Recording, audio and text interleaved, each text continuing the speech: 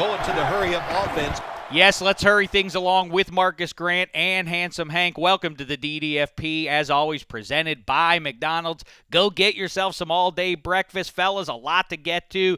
A lot of big football voices joining us. A.J. Hawk. We're going to talk to Ike Taylor, Kyle Long, and so on. Right now, Von Miller has turned down the largest contract ever offered to a defensive NFLer. Marcas Grant, how say you on all this? Well, it's kind of a surprise. I mean, you would think that guys right now, he's got the ring. Usually what happens next is guys chase the money. I don't know that I'm worried about this long term. If I'm a Denver Bronco fan, Von Miller will be there. He'll still be the same guy. But, yeah, it's a shock. Yeah, there's a little bit of noise, though, that, I mean, at this point, they're obviously trying to create leverage, but there is a little bit, maybe he'll sit out all of 2016. Implausible, right, Handsome? Definitely. I make a prediction now that that although Von Miller has turned down the largest defensive contract of all time, he will also accept the largest defensive contract of all time. It's just going to be a bit larger than the one that he turned down. It'll get done before training camp. And in doing so, he will kind of compromise the overall makeup of the Denver Broncos roster. Possibly, but Maybe. I mean, they're in the nice situation that whether it's Mark Sanchez or more likely Paxton Lynch, for the next 5 years, they're going to be paying a quarterback, not what you would typically pay an elite quarterback. Now, Von Miller got that Super Bowl MVP award primarily for strip sacking one Cam Newton. He has announced he's not going to do the dab anymore. Your feelings about that, Handsome? I think it's probably 7 months too late.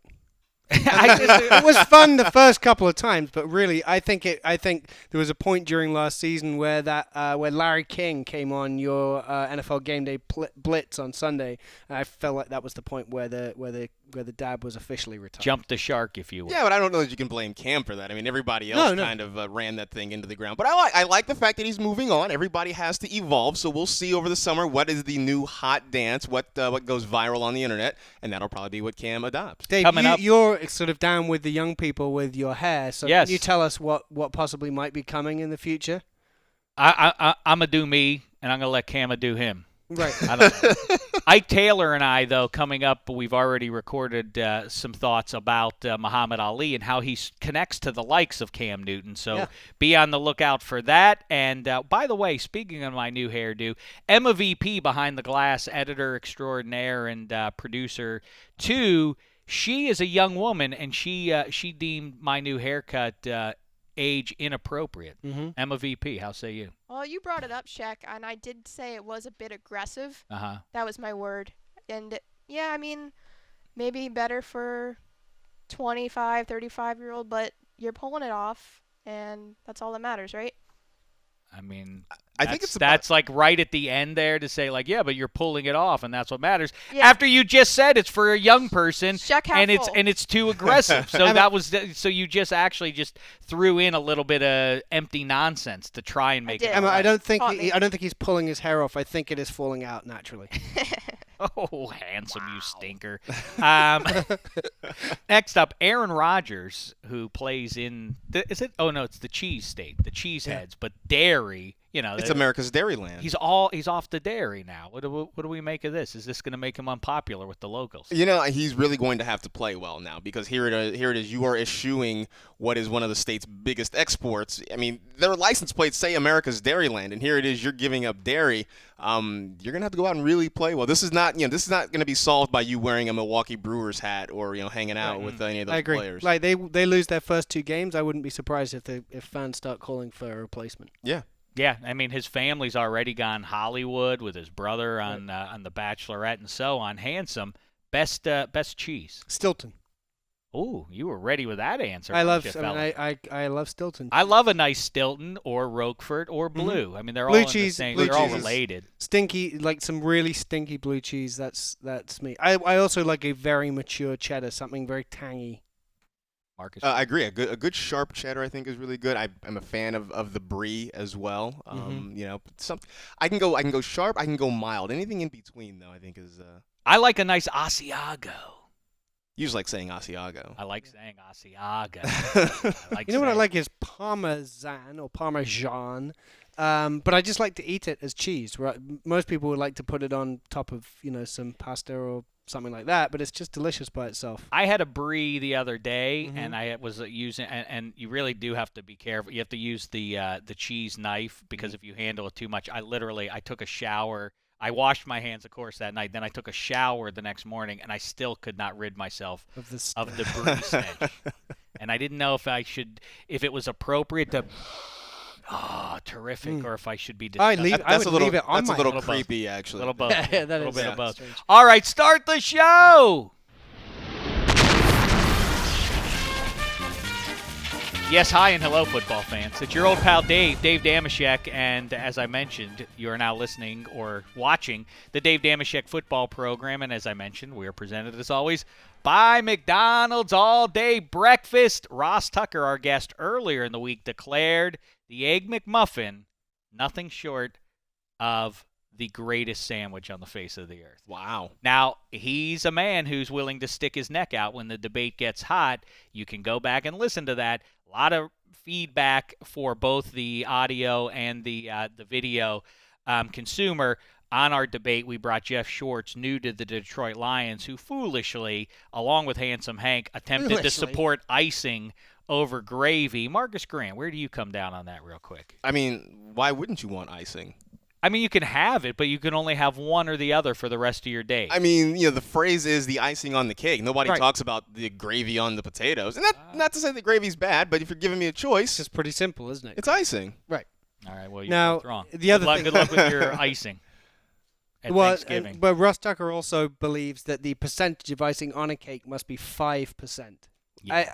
I always What's thought the Ross. point, then? I always thought Ross was really smart. We always heard that he was an Ivy League offensive lineman, but I don't think he can't do his percentages. 5%. What's the point? Right. Marcas Grant, you can hear on NFL Fantasy Live, the podcast, along with Alex Gelhar and James Coe, and I think Ranks in Adam some Rank of the occasionally, time. yep. And Fabiano, or no, is he Every banned? once in a while, he'll make a cameo. Once in a blue moon. Mhm. He's a prima donna. He kind of is. We're fortunate to be graced with He him. insists that he be left out on an island, right? It's a Fabiano Island, away from all of you guys. It's not quite Revis Island. It's a little bit different.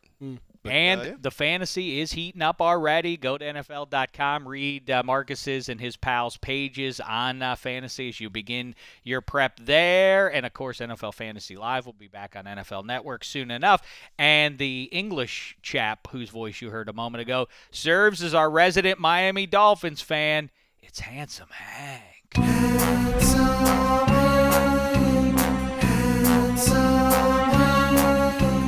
He's handsome, he's handsome, he's handsome. Hello, Handsome. How are you? I'm very well indeed, thank you, Dave. How are you? I'm very tired, to be Really? honest with you. I Why is made my Virgin run on NFL Network's NFL HQ. Was it the first time you've been on there? Yes, and Oh. it was very tiring. I have and to say, I was quite shocked to be on the elliptical at the gym at 6:30 in the morning and see your face there. jarring for anybody, really, Yeah. to see this pot belly staring back at them. Yeah, I mean, I got to tell you, I don't self-evaluate. I'm not that. Well, wait, I was going to say I'm not that vain, but I am. That You are vain. pretty vain. But it's a difference between vain and narcissistic. I'm not a narcissist. No, that's true. But I am You're very horribly, vain. horribly vain, Yes. and what I saw looking back at me on the monitor was not flattering. Looked Looked like a 67-year-old drunk. And what do you intend to do about it? Do you intend to just complain about it, or Yes. are there actually going to be things that you change? Well, that's what the haircut's about. No, yeah, the hair outside of the haircut. Well, the haircut's already been shot down by. Well, good news is that'll grow back. Yeah, we'll see. Will my dignity, will my confidence after Emma VP did what she did to me just a moment ago. In the meantime, Handsome, I'm curious for your response off of the gravy icing debate. Like I say, there's video. You can watch of that, or you can go back and listen on iTunes or NFL.com/podcasts. A lot of feedback on the icing and gravy stuff. And already we have our next question. It comes to us from Ike Taylor, floated it on Twitter. Breakfast or dinner? Jeff Schwartz has already reached out through his people and said we need to schedule the next debate with Ross Tucker. I mean, this one feels a little bit more cut and dry. With the advent of McDonald's all-day breakfast, I don't know why it's not really an argument anymore. You can have breakfast at dinner time, so I think what's the... I think the one stipulation you'll be able to make, because otherwise you can cheat the question, which is breakfast or dinner. It's a tradition in my home. We eat breakfast on Christmas Eve now, and that's a little tradition that we've begun that is really catching on now. Every other day you don't eat breakfast? No, breakfast for dinner. You make I all see. the Okay, stuff sorry. you eat at breakfast normally, Right. but you have feast at it. That's a good, great idea. Oh, it's very fun. Yeah. Yeah. The kids love it. But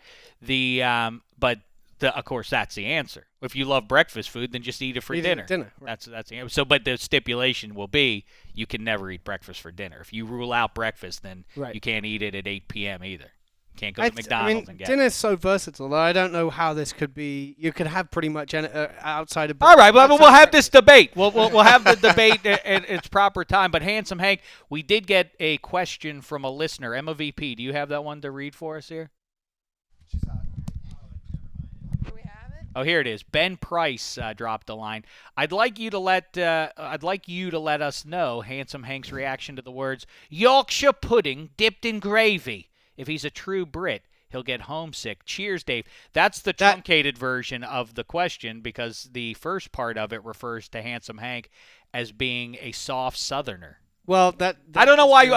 Who's the producer who decided to cut out the juicy part of that? That's fine. I'm willing to address all of that. Look, Yorkshire pudding is. Do you know what Yorkshire pudding is? No, I don't think so. It's a delicious kind of batter type of. I'm gonna get batter. But it goes with, you have your roast beef or your roast beef. You have Yorkshire pudding. You have roast potatoes. You have mash, or you have beans, or you have peas. You have gravy on top of the whole lot. Gravy on top of Yorkshire pudding is absolutely delicious. Yes, if you're from Yorkshire, which is in the north of England, then I am a soft Southerner because I'm from the south of England. And where is Westeros? Westeros lies directly south of England. We're going to get into a little Game of Thrones talk with fantasy analyst Marcas Grant. He's been watching. We've been graced, yeah. He's been watching from the outside, looking in on our Game of Thrones fantasy league here. In the meantime, Marcas Grant also happens to be a Bay Area sports fan. Mm-hmm. He likes the Golden State Warriors. I do. On Wednesday night, the Golden State Warriors. I am endlessly fascinated by what happens to professional athletes. In football at least, and I talked to AJ Hawk, and we're gonna play a little chunk of that for you in a moment. But let me float it to you guys first here.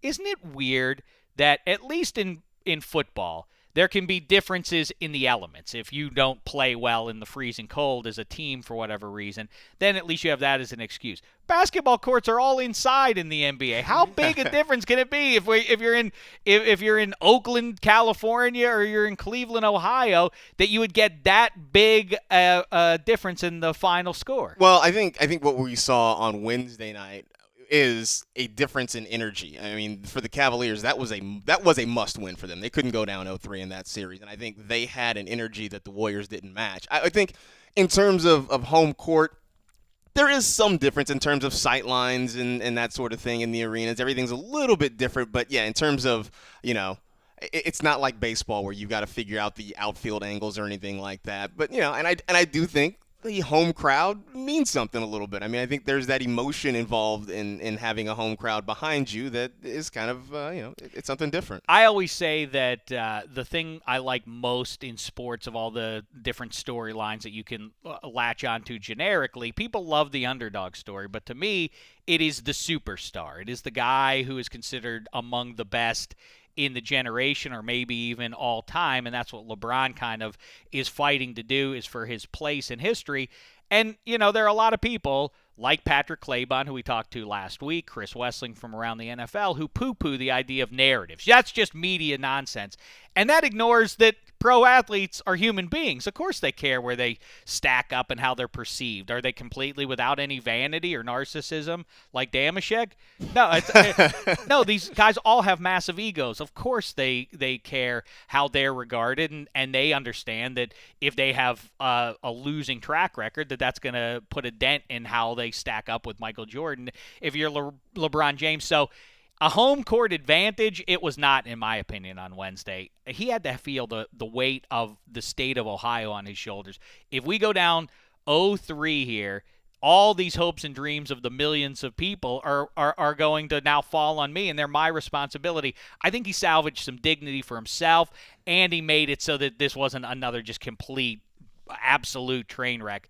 Any chance, though, Handsome? I know you look at it a little bit. I do. I like looking at the finals. Yeah, so that's it. So your opinion is in that. It's really Marcas pretty much Grant, invalid. how say you? Any chance for the Cavs? I think they could win Game 4. Full disclosure, we're talking to you on Thursday midday, and I'm obviously keeping my eyes on the banks of the Three Rivers. I hope my night concludes by figuratively sipping from another Stanley Cup. But no, we're talking NBA Finals here. I mean, I wouldn't be completely surprised if the Cavs go out and win Game 4.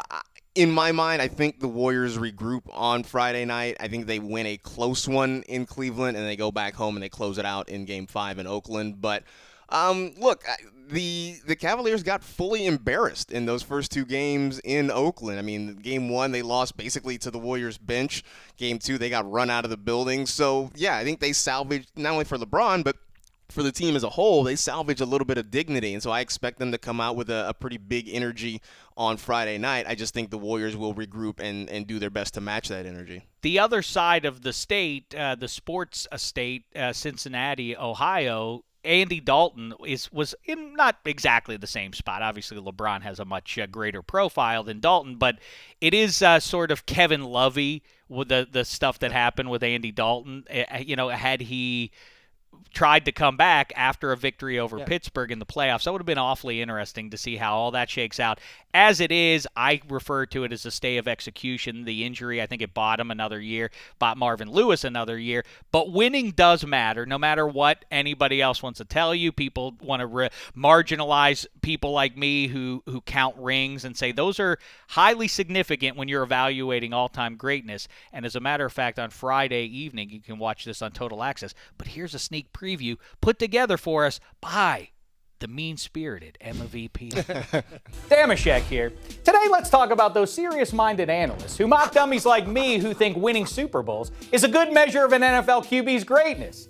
They've got a name for my kind, ring count. They don't mean it as a compliment. Silly me, all my life I assumed the ultimate point of every NFL season was to see who wins. But apparently equating who's the best with who wins the championship is too simplistic. And maybe they're right. Maybe we should just end the season around the holidays. What's the point of going to all the bother with those January playoff games? The cold weather and the heightened competition and the winner takes all? Who needs it? By the way, somebody should blow in a call to Steph and company's stat. No need for you guys to finish the finals because apparently it doesn't really impact how we evaluate greatness.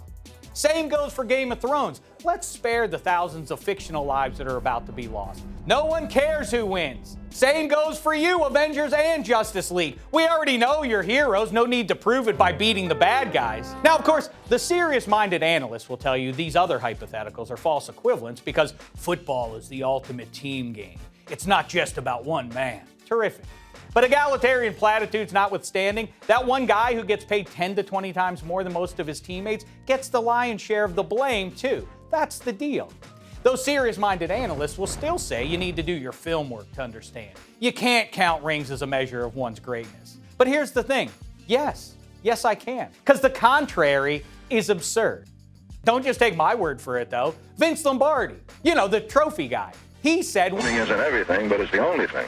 And Al Davis said, Just win, baby. and there's You play to win the game. and Flacco's post-Super Bowl paycheck and Cam's post-Super Bowl heart wreck. And Bill Belichick's boat 6 rings. There's a reason it's not named after an October win over the Jags. But listen, I don't want to be completely unreasonable. With all due respect to the aforementioned trophy guy, winning isn't the only thing that matters. Dilfer isn't better than Marino, and Eli isn't better than Brady. Nevertheless, winning when it matters most matters. Is it the number one criterion? I don't know, but it's up there. When the debate is best ever, rings count. Otherwise, we can just gather around the laptop and swoon over who's got the best stats, and that's not a world I want to live in. Most of all, winning needs to matter. If it doesn't, what are we going to do with all those Cleveland jokes? I couldn't help it. I had to put a zinger into the Cleveland organization Browns. and to Dan Marino inadvertently. I feel like does he for all of sports It's the quarterback the greatest quarterback who didn't win it, and Jim Kelly's sort of there, but it's Marino number one. But is he the Marcus all in every sport to never win a title? It's Marino. It's probably Marino, followed closely by Charles Barkley. That's a good one. Yeah, Charles Barkley is up there too somewhere. I'm trying to think. Barry Bonds. Which look, as a Dodger fan, it was kind of thrilling to not see that, especially to see them win it after he had retired. And when I mentioned the Stanley Cup before, one Alex Ovechkin has 0 by his name. So there's that. And yes, I did catch up with AJ Hawk. I was thrilled to do so. He's on NFL HQ this week in the early AM with his, talk about a crazy age-inappropriate haircut. AJ Hawk, I don't know what he has going there, but we did kibitz about this. We went for a walk. We went for a walk and talk with Hawk, the jock. Take a look. Hawk, now we are outside Cleveland Arena, whatever they call it, So this is a fascinating subject to me with the NBA Finals, and you see this in the NFL, you see it in every sport, so Golden State whips the Cavaliers, then they move to Cleveland, and the Cavs whip Golden State. In football, at least you can hang your hat on, well, it's cold in Lambeau versus if you're from, somewhere in the deep South, that adjustment at least.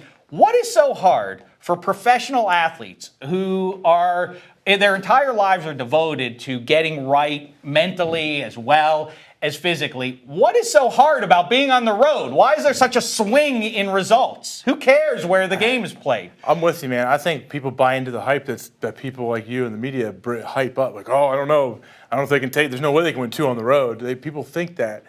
And there really isn't anything to it, but it's true. There's like momentum in games. You've seen it. It shifts. And sometimes, even if it's subconscious, they can feel that. I think if a team starts making some plays against you, you could rally and bring your team together and talk about it. But it's something about it, man. There's when a big, huge group of people comes together and they're rooted, they want you to die, sometimes you can feel it. Your brain just processes. And that works against you, because I also think that if you are Aaron Rodgers and you have one Super Bowl ring, but is Aaron Rodgers, first of all, is he aware of? Does he care about his place in history? Is he aware? Because I know some QBs do care. Oh, like where he'd be ranked? Certainly, Peyton Manning, we know, cares. I've talked to Ben Roethlisberger. I know that he cares to a degree about how he's regarded in league history. Does Rodgers sort of feel like, I need one more ring? I need to get another ring so I can be in that conversation for best ever? I think he wants another ring just because he wants another ring, but I don't think he thinks it would put him at the top of the list. I think he's going to feel about himself regardless whether he gets another ring or not. He's going to feel about his play and where he deserves to be on that list. And it's a dumb hypothetical list, though. I know that. See, this is the move of the athlete, is to say, that's dumb, that's for you media guys, but you also are human beings and do care about how you're regarded. He would love to be regarded as the greatest quarterback of all time. Who wouldn't? Just like you're the greatest media personality in the greater Los Angeles area. I mean, I try, I work at it, but it's not about that. But it's still it's a subjective thing. Yeah. So what do you mean? It's like music. Some people love Bruce Springsteen, some people despise him. I just love, I guess to me, they always say the friendly confines. When you get back home, that's where you get to do well. But to me, the other side of that coin is, if you're in Cleveland and, with all that sports town's been through, I think there would be actually more pressure on LeBron. And I think to some degree, I know people in Green Bay are nice folk, but at some point, does Aaron Rodgers feel more pressure playing at home? Because you're supposed to win in the playoffs if you have a home game. Is that disadvantageous? It doesn't seem based on the results like it is, but I think to me, that would get in my head. There was a time there, if you go back and look at the stats, where we weren't, Mike McCarthy, great Pittsburgh guy, would say we need to use our Lambeau advantage. We need to win these. And we would go win on the road, and then we would drop games at home. It was weird. I don't know what it was, but it would just happen. And it's not the fans' fault. It's nobody's fault but the players. But, man, I don't know. There's something, I'm telling you, man, when a big group of people come, it's like Gladiator. When you give them the thumbs down and you chop your head off. Like, what if that crowd just started cheering and he gives you the thumbs up? I also like, though, what Reggie Jackson said once: if they ain't booing, they don't know who you are. And very true. The Raiders used that same sort of logic to their advantage, us against the world kind of mentality. The worst thing ever is for someone to be indifferent towards you. That's right. It means you're doing nothing. You're not creative. You're not an artist like you. Welcome to my world. That is, yeah. Who? Wait, which guy? Oh, yeah, I don't really care either way. Like, yeah. Well, I'll tell you this, AJ Hawk. It's been a wonderful ride. Before we go, let's you know what? Let's leave feet and soar through the air. Hawk, you're a bird after all. Boy, we really covered a lot of space. We've gone through the space-time continuum, and you know what? Have you seen the Matt McConaughey movie? Which one? Gravity? Yeah. Is that No, called? I didn't see it. What's it called? That sounds Somebody right. know? Gravity? I don't know. Oh, he's done a couple of movies set in space. Space-time. No, It'll blow your mind. Okay. Well, what that had to do with anything, I don't know. But what I did want to point out is that even though we look like superheroes right now, I am anything but, because our fake walking, I actually broke a sweat.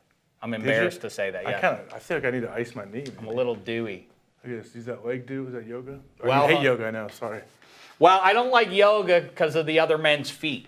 You know, like put those feet away. Wear socks. You're a man, for goodness sakes, right, Hawk? Yeah. Magical as always with AJ Hawk there. The video execution, if you watch it on YouTube or NFL.com/podcasts, I think we're gonna punch that up a little bit there, right? Ryan Bartlett behind the glass. Yeah, we're gonna add a little to it, and it's gonna be a part of especially our when series. we were flying. It looks we were walking because we went on a walk, like I say. I was through his life. sort of expecting it to be like, the Flintstones, where they keep walking and the background just keeps repeating over and over again. That's kind of what we didn't didn't even do that. No, that's too lofty. Special effects. No, that'll get better. But we do take a walk. We go to Lambeau for a little bit. We go to the Clink to revisit some ugly stuff that happened there. We go to Cincinnati to talk about Chile and the playoff game from last year. It was a grand it was a grand journey. All right. In the meantime, what's happening? Oh, here we go again, guys. It's our surprise game show. Kent Brown has put together a nice one for us today. Shek, you mentioned it earlier a little bit. Penguins trying to clinch tonight. Stanley Cup. Well, they've got their Sid Crosby, who was the #1 pick in the 2005 NHL draft. Spinning it to the NFL, so far there have been 22 quarterbacks taken first overall in the Super Bowl era. Ooh. Let's name them. All right, and Jared Goff is up. I just gave Marcas Grant as our guest, so I'm going to give him the first overall pick, and I just named somebody who you can take off the books there if you wish. Okay, well, Jared Goff then. I'll take the low-hanging fruit. Got it. All right, Handsome, go ahead. I'm going to go with Kerry Collins. I don't know why that was the first name on my list. Wait, what? You're out that fast. Nope. Kerry Collins, not the No, first Tony pick. Baselli was the first Damn overall it! pick. Kerry Collins. I don't know why. Now I know why he shouldn't have been my first pick. Baselli went to the Jags. Damn it. Kerry Collins went to the Panthers, #2 in 1995. Anyway. My answer that I know is right is John Elway. I will go with Peyton Manning. You know what? Here's the danger of this game is that when you have one in your brain and the person says it just before you. But what you can do is you can keep people. I can just keep vamp. talking and then see if another one All pops right, I'm in going to there. go with Jamarcus Russell.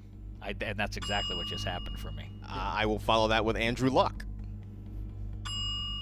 All right, I have him blocking my answers so that the scoundrel Marcas Grant can't cheat, can't crib off my page. Eli Manning. Let's go with Carson Palmer. Oh, you son of a... I will say Alex Smith.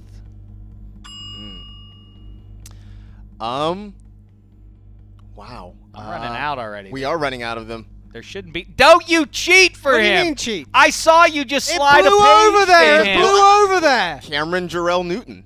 I mean, I find it sad that the two of you would team up. It like blew over there. It just, it just happens. Sometimes Sorry. things happen. The air conditioning in here. I'm going to go with the strong-armed Louisianan who led the Pittsburgh Steelers to 4 Lombardi crowns. His name, Terry Bradshaw. It's a good one. It is a good one. How many do we have? How many have we listed so far? Look who's That's now always buying a great himself way some to time. vamp. Yeah, that's how you do it. just trying to figure out who we.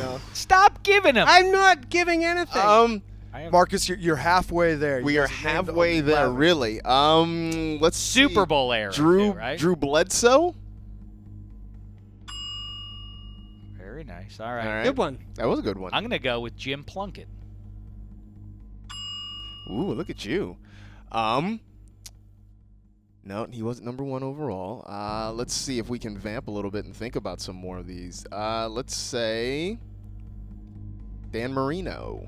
Dan Marino. Was not. Dan Marino went 27 in Elway's year. Yes. I know. And now to complete my victory, from Virginia Tech, he took a run at the mighty Florida State Seminoles in the Sugar Bowl. Then he was drafted by the Atlanta Falcons and never looked back. He is a hero to all man. Or I don't remember what happened. Michael Vick. Also, let me give you one more. Dameshek goes to 4-1 now, lifetime in the. When did you lose? Oh yeah, I I remember. don't remember. Oh, do you? That was I got skunked in that one. That was Handsome cheated in that one. What about that was a cheat game? That was a cheat. You shouldn't brag about that one. If I had to get one more, is Jim Everett correct? No. Out of Purdue? Oh, I almost went with him too. Good thing. So is this like the spelling bee? If you had missed, do I get back in? Yes. Oh, yeah, okay. I'd have to. Yeah, because you went before me. All right. We have to complete the round. All Somebody has to win the round. All right, Marcus. Real quick before we get to Ike and to our pal Daniel Halper and Kyle Long, killing some time till the season starts with him. Real quick, Game of Thrones. We have our fantasy league, and as it turns out, Dameshek made a savvy pick deep in the draft. Tier 2 out of 5 tiers, I picked up the Hound. That was a very savvy pick. I mean, it was a pleasant surprise to see him reappear in the most recent episode. And so you can expect that if the Hound is still breathing, he'll make sure some other folks aren't. What do we think, fellas, about nobody has now I can't think of his name. The guy Walder Frey. Oh, yeah, everybody behind the glass. Who could make a Photoshop? This is a very specific and dated thing, but I still think we should make one for the next Game of Thrones review we do is Where's Walder Frey? And just see if we can bury Walder Frey's face. But what's going to go on with him? I think that, I think he was turned into a laughing stock. I think we were supposed to laugh at him that when his guys went to what's it called? River Run. Mm-hmm. Oh, where the blackfish lives. How could it get more confusing? No, yes, it could. Who knew? It really could. This deep into the run, I'm now more confused than ever. How the man whose name is the Blackfish, his armor was scaled, looked like a fish. I assume that was where he got his nickname. Yeah, it's pretty good. Yeah, that's all right. And what about Theon Greyjoy's sister? She likes the attention of the ladies. Yeah, but Theon doesn't. He doesn't like the attention of really anyone at this point. Not anymore. That was It'll a little take a mean. while for him That was to a get little his rude confidence back. Why did his mean sister take him into a place like that, a house of ill repute? What did she think? Well, she thought that would maybe stir up the echoes, sort of thing. But apparently it didn't. Then she just forced him to drink. When you hear people who've lost their foot or something, and they have they sometimes feel like they have an itch to scratch on there, even though there's no foot to itch. Where's Walder Frey? So his guys go to the wall and they say, we're going to kill this guy if you don't do what we say, if you don't open your doors to us or whatever. And they're like, kill him. We don't care. And we're supposed to chuckle and say, Walder Frey, so ineffectual. Except the last time we laughed at him, what happened, Handsome? He killed everyone. That's right. So I think that this is a little bit of a smokescreen. Fool you once, audience. Shame on you. Shame on Walder. Right. Walder fools you twice. Shame on you. Right, Marcas Grant? Yeah, because I don't think he's fooling at this point. I mean, I think this is an elaborate setup for Jaime Lannister to swoop in here and try and restore some dignity to himself. I'm not sure. But why'd Walder Frey show up? Think about it that way. This isn't. He sent along the. He didn't show up. I know, but he sent his flunkies. in the show, this isn't a documentary that they're capturing. So somebody sat down. It's true, Handsome. Somebody sat down at a computer and typed this story out, and so they didn't have to ever bring Walder Frey back. Why would you bring him back for just a silly little callback of, oh yeah, that's the guy who conducted the Red Wedding. Oh, but he's now been rendered teethless. No, he's back for a reason. Something. Well, because somewhere along the line, he's going to I mean, at this point where it feels like everyone's amassing armies. Everyone's seeing who's on their side. And somewhere along the line, someone is going to come in and say, you owe me. We need you to be added to our army to defend us against this lot that's coming over the seas, the White Walkers who are coming down from the north, and presumably the Snow Army that's being formed at the moment as well. Does Walder Frey, though, have any juice? Does he have an army?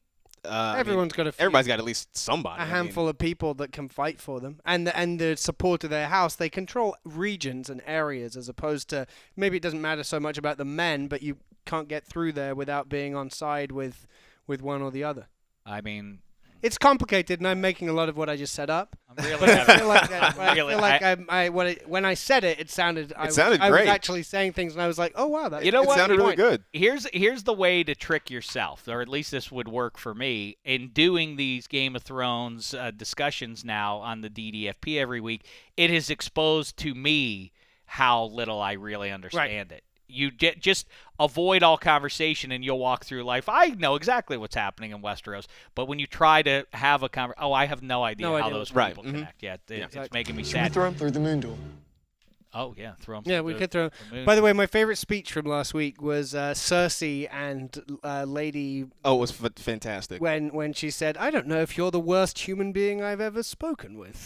That was a great couple of lines. The kicker of the fact that you are miserable is the only joy I see in this whole situation. Yeah. Well, and that's a great one. I said it last week. Earlier in the week. I just, what more if you are poor, chunky guy? What's his name? Sam Tarly? Sam Tarly, he now has that magic sword that he swiped from his old man. But the old man doesn't like him, even though he can kill White Walkers. I mean, you think that would have a lot of currency with this mean-spirited old jerk. Anybody can get lucky and kill a White Walker once, right? I don't know. I'm guessing that's what his dad is thinking. Yeah, it's very. I thought that scene was a lot of fun. Sort of like Look Who's Coming to Dinner or something, or Guess Who's Coming to Dinner. That they were so shocked by, or not shocked by, but so mean to their returning son. Hey, here's the points in case you're wondering. This is you get points for, like we say, killing. More points for killing a White Walker than a human being. Sex, when it's sweet lovemaking. Going to get some nice points.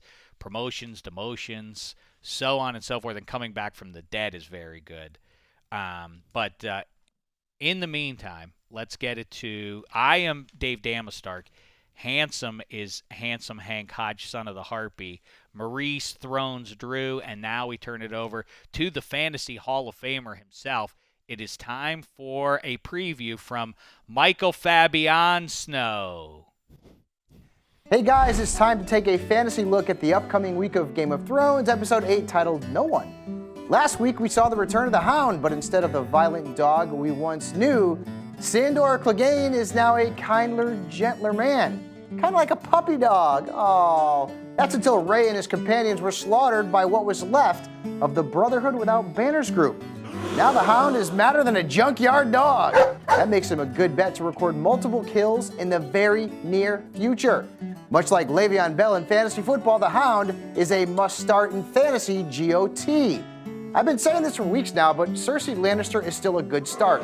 And at some point very soon, people are going to die as a result of this spiteful and crazy woman. After all, she chooses violence. The character who will benefit the most is probably her zombie bodyguard, the Mountain. I'm going to guess that he's in line to smash a few sparrow skulls and rack up a bunch of kills. If you want a sleeper for this week, well, how about Arya? All right, she's not your traditional sleeper, but she did get stabbed in the stomach a bunch of times. What if she were to battle a waif, kill her, and then take her face? I mean, that should be worth some bonus fantasy points, right?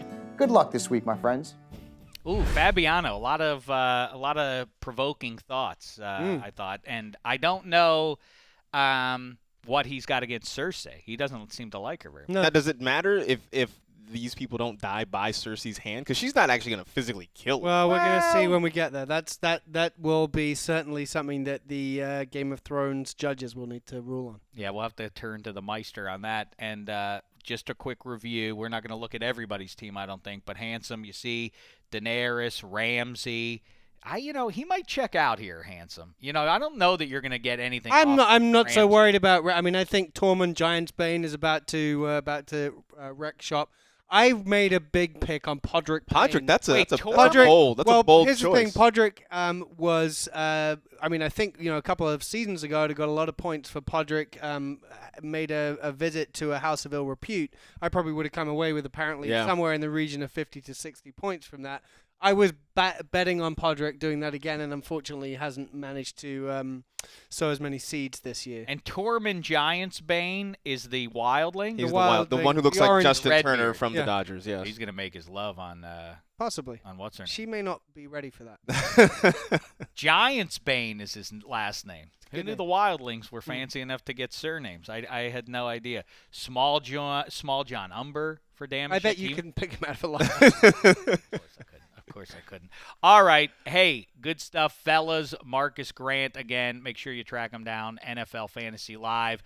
On really whatever medium you enjoy, you can find Marcas Grant there talking about fantasy football online in podcast form, written, and on the television on NFL Network coming up this autumn. Be on the lookout for him and then Handsome Hank. Right now, though, as these guys take off, now we're going to get into Ike Taylor, Daniel Halpern, a 16-year-old fella who we met at the draft and liked him enough that we brought him back to kibitz with him. We have a few minutes with him and then killing some time till the season starts with Kyle Long talking about his brother and his old man, Chris and Howie. Let's get to it, though, first with Ike Taylor talking about what Muhammad Ali meant to him and to 21st century athletes. I am the greatest fighter of all times! Of all times! Hi and hello, sports fans. Dave Dameshek here, along with my main man, Ike Taylor. And looks like I got the same fashion sense as the greatest of all time, legitimately, was that there's been a lot of talk over the last few days about the difference he made on the planet Earth, let alone what he did in the ring. But right now, let's talk. I mean, like I say, charisma and a sense of humor that is off the charts, right, Ike? That's the first thing you see when you see the great Muhammad Ali. Like, this guy, whatever he believed in, he meant. And he wasn't going to let nobody dictate or try to U-turn anything what he believed in. From working out to being a great boxer. If you ask a lot of guys, they say he was a hell of a comedian. Mm-hmm. He just, when he walked into the room, everything got loose when he walked into the room. Even if it was tight, his first couple of words, you can just see when he walked into the room, like, yeah, I'm here. Yeah, I'm great. But let's have fun. Listen, Charles Barkley, there are several other guys that I can cite in my lifetime that are funny guys to interact with in professional sports.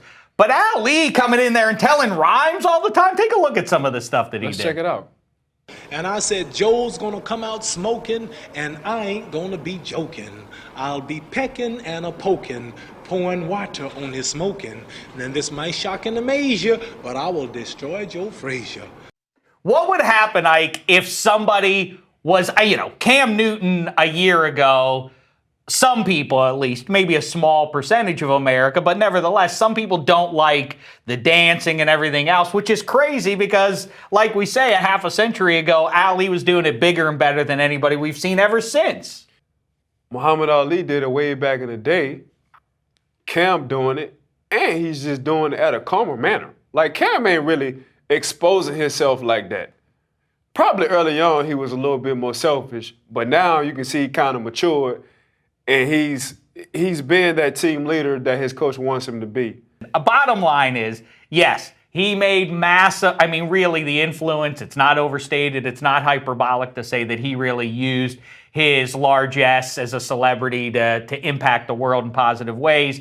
But for what it's worth, he may also have really been the trailblazer when it comes to hip-hop. He really inspired, promotion.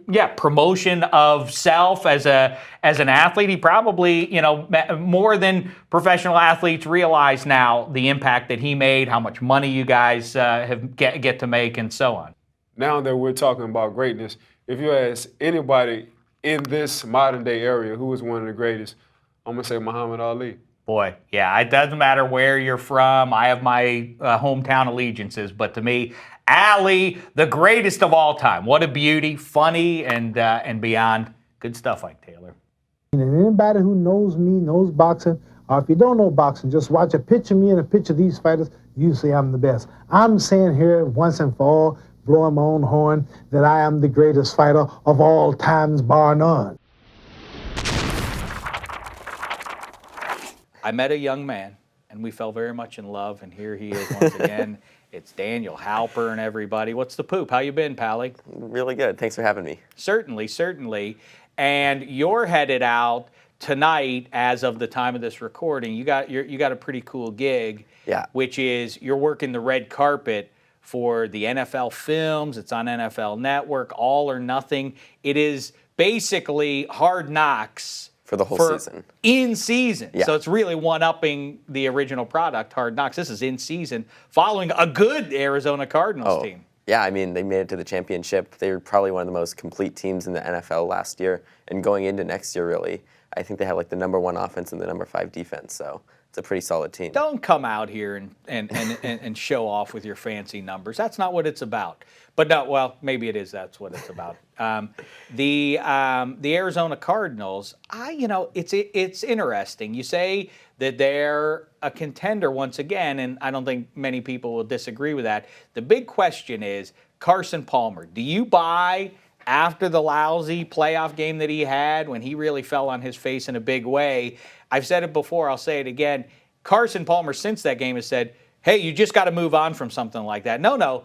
I don't have to, Carson. You do, fella. Yeah, I mean, he had, 6 turnovers? It was tied for the record. It was grim. Yeah, it was bad. 4 interceptions, right? And the other 2 fumbles. So I have to learn the stats for the red carpet tonight.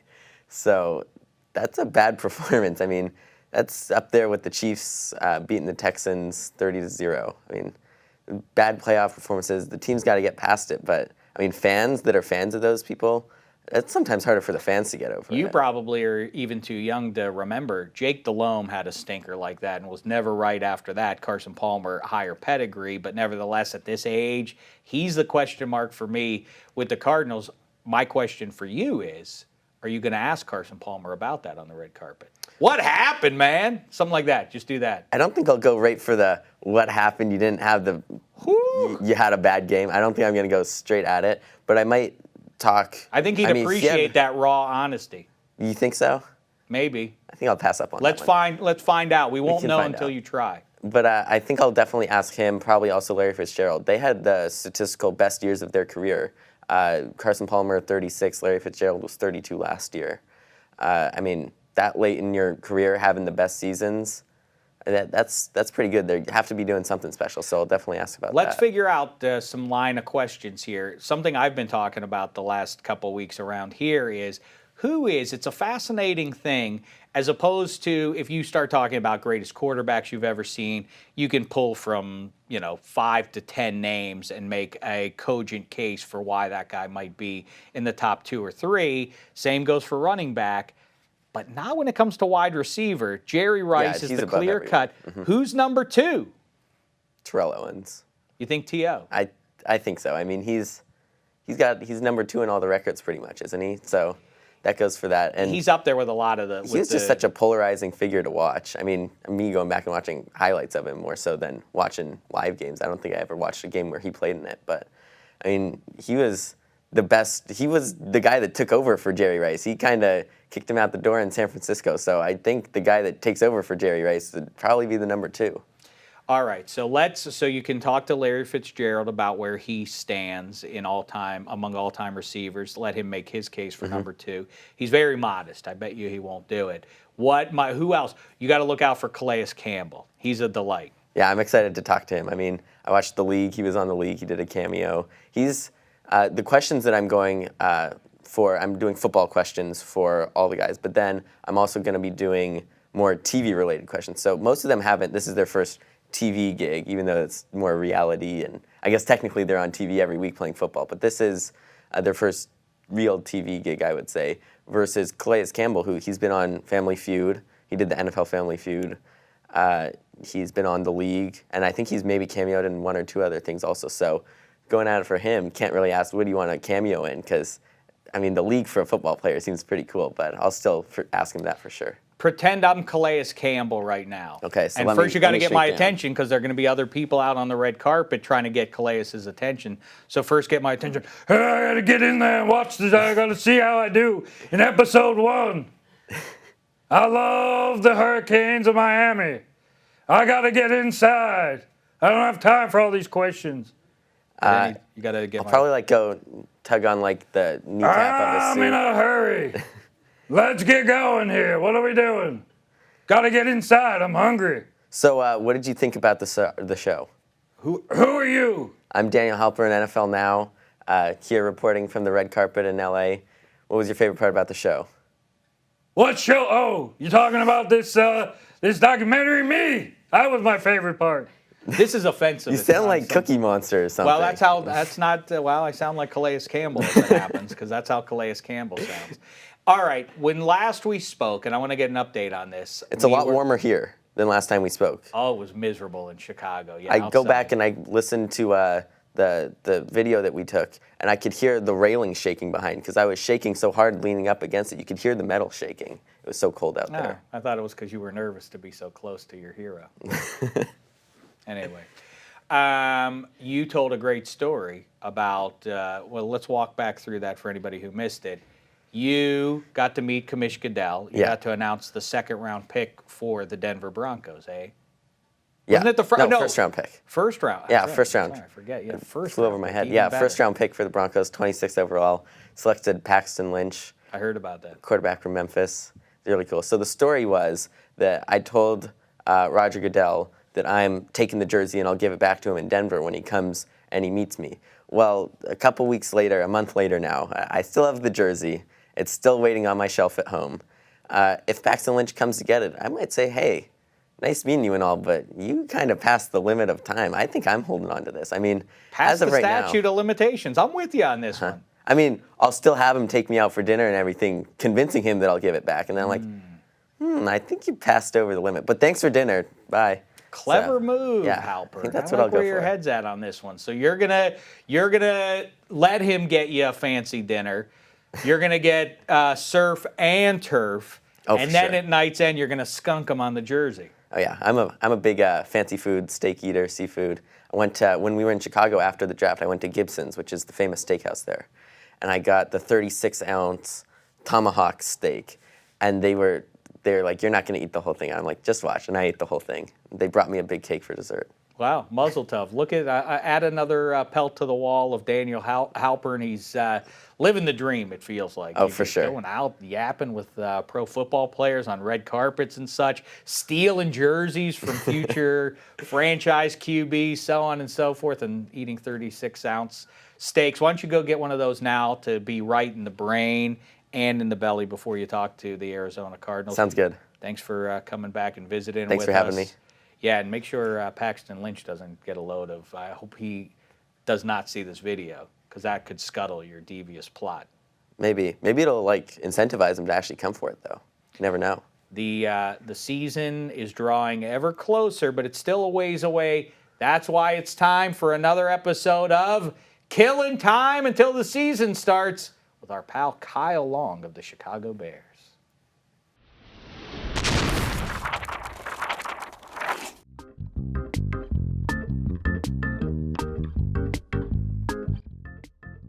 I'm going to give you a little entertainment here. Okay. Let's do a little game. Wow, a little artist. I'm a lefty as well, so. Is that right? Yeah. That means we're smart, right? That's what they say. All right, look at this. Here is a picture, as you can see, of a bird. Yep. When I point to a part of the bird, you just name it, all right? Just say it out loud. That's it. Ready? Wing. Beak. Eye. Feet. Okay. Without saying it out loud, do you remember which body part I pointed to first? Don't say it. Now, if you don't mind, put down your chopsticks for 1 second and go like this. That's hard to do. Am I going to be okay here? Oh, yeah. Nothing. What, am I going to hurt you? You're a 300-pound man. All right, You're a prankster. When you're ready, it's no prank. This is delightful good. mirth. Good. Okay. When you think about it, go ahead and say that body part 3 times in a row. Wing, wing, wing. Hello? See, that was nice. I took it off the... You did. Because you're. It's not for you. Do you see? Your cynicism got in the way of what would have been a nice thing. I don't want to get in trouble so bad. All right, I'm going to tell you a nice story while you eat. Okay.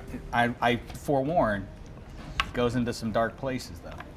It's a little sad. I brought a flashlight. Once upon a time, there was an affluent, eccentric fella who decided to devote his fortune to building the world's greatest ship. Now, being a savvy businessman, he knew if you're going to have the greatest ship, the first order of business is to spare no expense in finding the world's greatest captain. And so he did. And soon after, construction began on the great ship. The world's most affluent people booked fare on the Virgin cruise.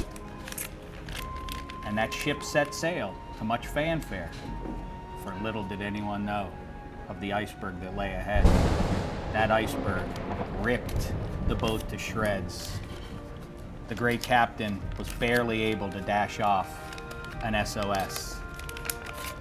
By the time the rescue crews arrived, all that was left was the captain's shirt. Do you like that story? That was a beautiful story. I thought you would like that. That was unbelievable. Can we get a round of applause for the story? Thank you. I didn't. I want you to note on that. I didn't do it for any of them. I did it for you. I dig me some Kyle Long, and in fact, I've dug this whole week. This has been a special one. I can say now that it's all wrapped up. It's my birthday week, and I feel like these are the gifts from the football gods. AJ Hawk and Ike Taylor too, Ross Tucker and Jeff Schwartz and Kyle Long. That was almost done, but I didn't get through it all. But the bottom line is this. I hope by the next time we speak, the Pittsburgh Penguins have won their 4th Stanley Cup. That's why I'll say, sitting here on Thursday, let's go Pens. If they don't get it done on Thursday night, hopefully they will. Back in San Jose, and for now and for all of time. Let's go Pens, and for, I don't know, probably not for all of time, but for the foreseeable future, I look forward to kibitzing with you some more about the game of football, all other games, including the most important game of all, the game called life. Thanks so much to all those guys I shouted out there, Daniel Halper and Ike Taylor, Kyle Long, earlier in the week, go back, Jeff Schwartz, Ross Tucker, Handsome Hank, Marcas Grant, all the rest, everybody behind the glass. We'll talk to you next week. In the meantime, thanks so much, football fans. That's where you can start the music. Oh, there. It's been a thin slice of heaven for me and the gang here at NFL2. We are talking to you, too. Goodbye.